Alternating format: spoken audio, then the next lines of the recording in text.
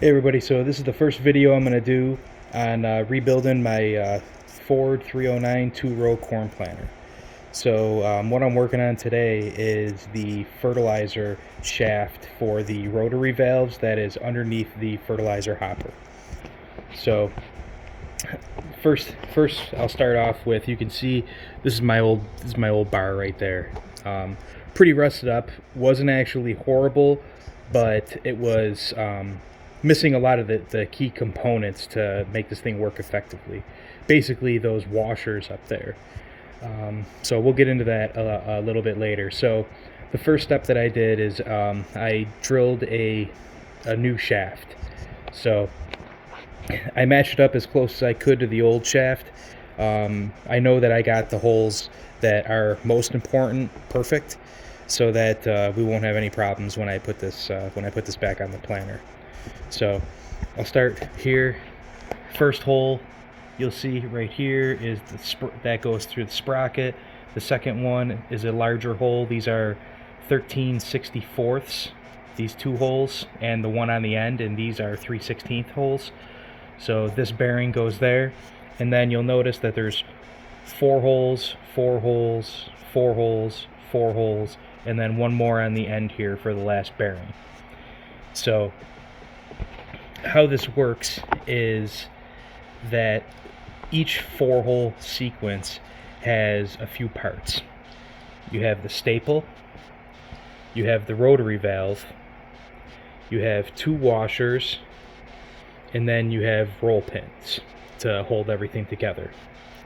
So the first step that you want to do is probably to put a roll pin on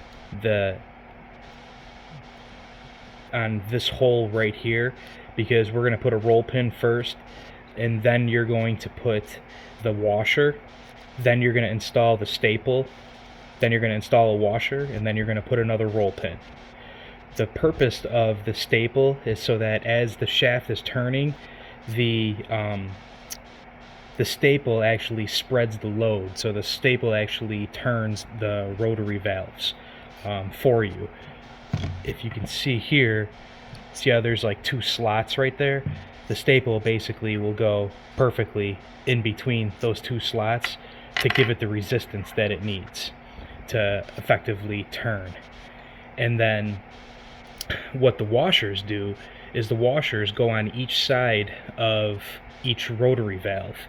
And what those things basically do is they keep it so that it like cups the amount of fertilizer in each one of these slots of the rotary valve.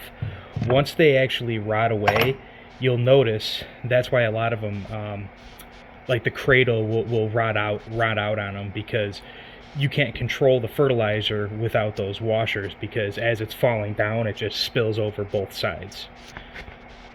So give me a second. I'm going to pause the video because I'm doing this by myself here, and I'm going to do the install of these. So one moment.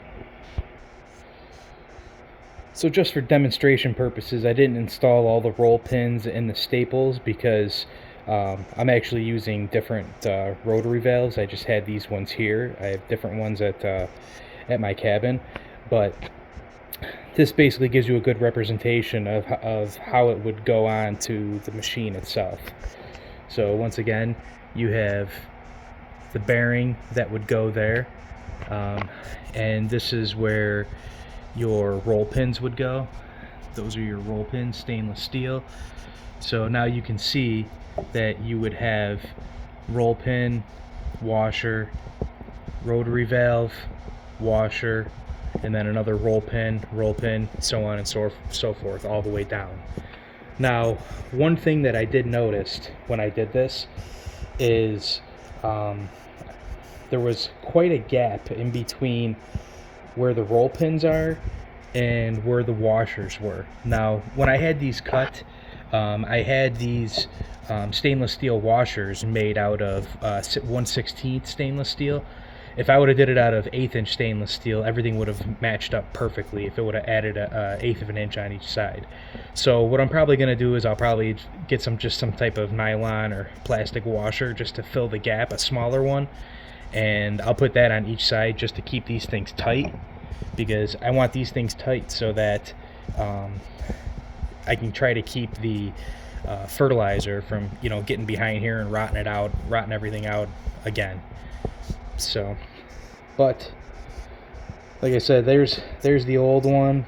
You can see how rusted to hell that one is. You know, this is all stainless steel